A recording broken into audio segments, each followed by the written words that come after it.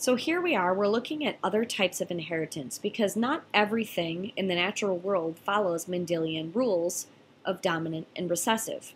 So one example is called incomplete dominance, and this is a case in which one allele is not completely dominant over another. The alleles actually combine their phenotypes. So one example is the flower color in Japanese 4-o'clock plants. There are two dominant alleles. There's actually no recessive allele. Capital R is for red flowers. Okay, it provides a red trait. So if a plant inherits two red alleles, or capital R's, it gets red flowers. If it inherits two W alleles, or white traits, it gets white flowers. Now, if there is a combination, the pink flower example, that's when the plant inherits one red trait and one white trait. One red allele, one white allele. Okay, so what we want to do is, this is what your note packet looks like. Okay, what I want you to do is, you've already written in the definition for incomplete dominance in the example. So now we're going to fill in the red and the white parent. Now if we were to go ahead and cross that, okay, and we were to fill in the parents, we would fill in the parents, right? Capital R across the top and WW across the side. When I do this Punnett square, I actually find out that I get all what type of plant?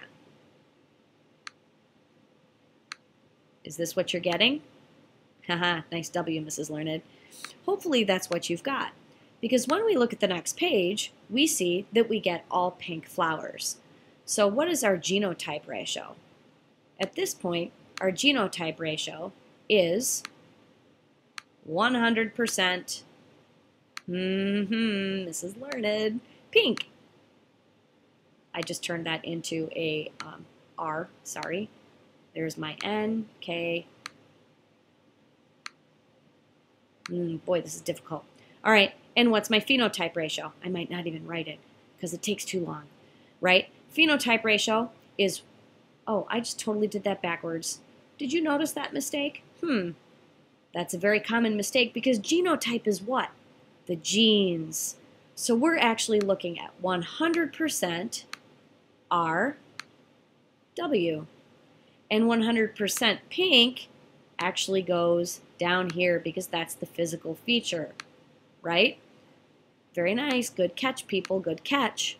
All right. So that's one example. That's incomplete dominance. Do you think you could do this example in which you would cross two pink plants? Hopefully you know that with these two, you're going to cross R, W, and R, W. Go ahead and take a moment, pause the video, and try that one yourself.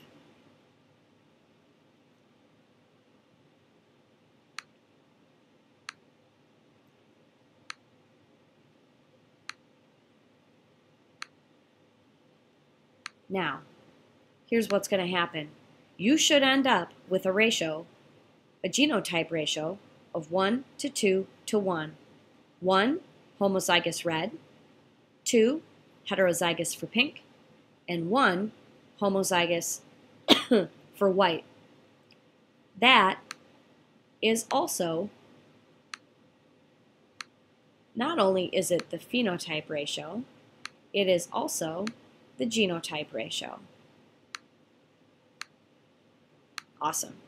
Now, another example is codominance. This is where both alleles contribute to the phenotype. One example is color in chicken feathers, okay? This is what you're going to want to record in your packet. There's what's called the checkered chicken. There is a white allele and a black allele. In this example, with codominance, you can actually see each trait by itself, which is what provides that striping. We can see white and we can see black. We don't see a gray chicken, okay? Incomplete dominance is blending. Codominance is where we get to see both. Multiple alleles is probably the most difficult type of inheritance for people to understand. It's a gene where there's actually more than 2 possible alleles. Human blood type is a perfect example. There's actually 3 alleles. You can inherit the allele for A blood type, designated like this, B blood type, or the recessive allele, which is what gives us O blood type. So the different possible combinations for phenotypes include type A, type AB, type B, or type O. What exactly does that mean? Well, you can see here, and you should jot this down in your note packet, that there are two different genotypes in order for somebody to inherit A.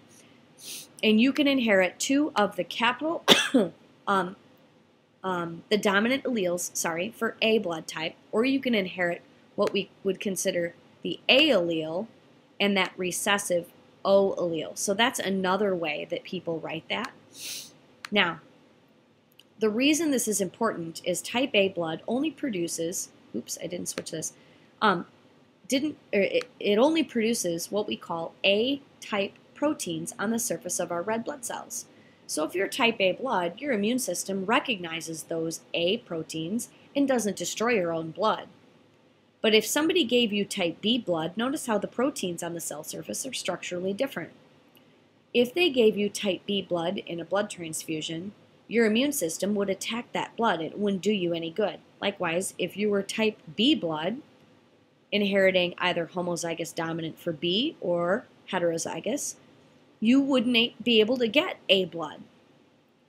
Here's the interesting one. Type AB blood has both types of proteins. Okay? Now what's interesting about that is that type AB blood could receive type A, type B, or type O.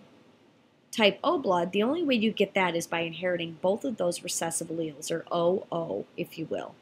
I know it says lowercase I, but that's just the allele that stands for type O blood. Type O blood doesn't actually have any blood proteins on the surface. So type O blood can only receive type O blood, but it could donate to type AB, to type B, or type A. So you may have heard of that as being the universal donor, whereas type AB is the universal recipient. Now, there's one other trait, or type of inheritance, that we can study, and it's called polygenic traits. These are traits that are controlled by many genes. Human skin tone is a perfect example. If we were to stand up in the room and we were to look at everybody's inside of their arm, we could line up from darkest skin tone to lightest skin tone, okay? And everybody, no matter what their ethnic background, would have variations of what that skin tone looks like.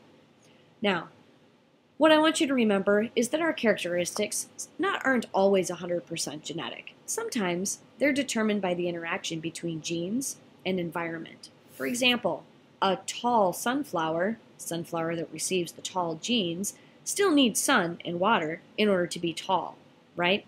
You're not going to grow very well as you get older if you aren't taking in enough calcium to supply your bones with the needed nutrition in order to make new cells. Same thing.